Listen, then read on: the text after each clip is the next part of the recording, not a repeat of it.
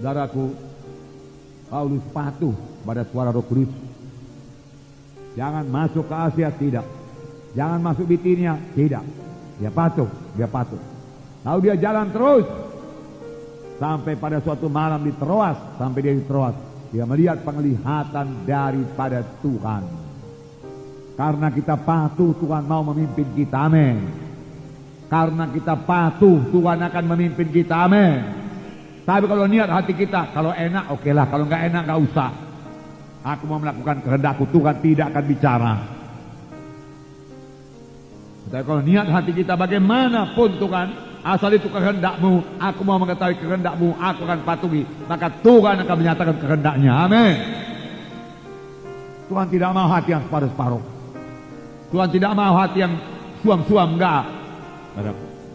Demikian kalau saudara mau hikmat, apa pun harganya Tuhan, puasa pun harganya Tuhan. Aku mau hikmat daripadamu Tuhan, Engkau harus berikan hikmatmu Tuhan, aku membayar harganya, maka Tuhan akan memberikan hikmatnya kepada saudara, amin. Haleluya. Nah, memang seharusnya anak-anak Tuhan, saudaraku, mematuhi suara Tuhan, amin. Ya, saudara, Paulus tidak seperti kebanyakan saudara penginjil sekarang ini. Dia dengar suara Tuhan, kemana pergi Tuhan, kemana, kalau demikian kemana. Tuhan bilang jangan masuk Asia, oke Tuhan. Tuhan bilang jangan masuk Bitinia, oke, tapi kemana?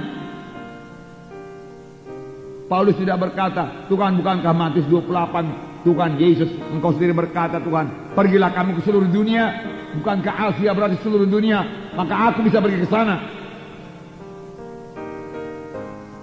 Bukankah firman Markus 16, beritakan Injilku ke seluruh penjuru bumi?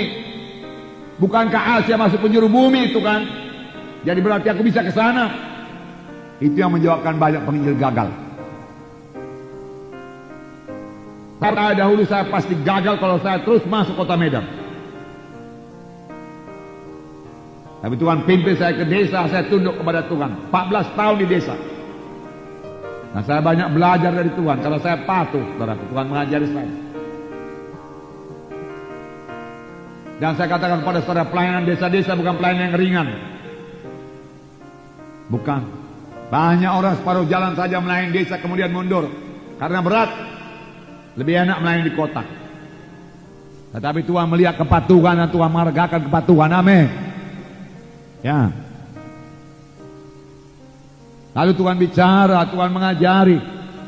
Pada hari ini kalau kamu mendengar suaranya, janganlah kamu meraskan hatimu. Seperti bangsa Israel di padang gurun, di mana mereka mengeraskan hati lalu mati di padang belantara.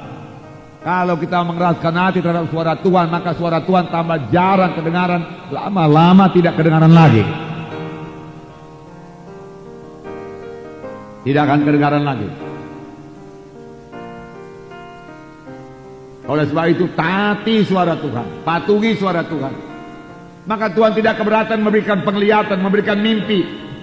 Bukankah Tuhan berjanji waktu pemberian Roh Kudus, turuna-turuna makan mimpi, berbagai-bagai mimpi. Tuhan melihat berbagai-bagai penglihatan.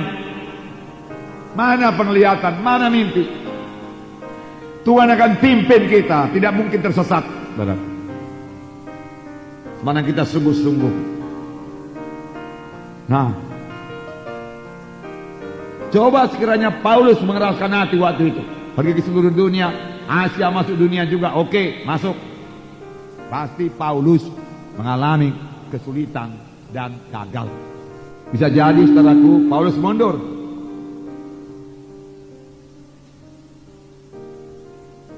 Tetapi Paulus, saudaraku, sudah mengerti lebih baik patuh. Patuh. Dia patuh kepada Tuhan. Saudaraku, Tuhan bicara dalam hati nurani kita, amin. Ya, di dalam ini dia bicara. Apakah kita mau mendengar, saudaraku, atau kita mau menjawab pada Tuhan? Saya katakan pada saudara, janganlah menjawab pada Tuhan. Nak nempil jawaban kita.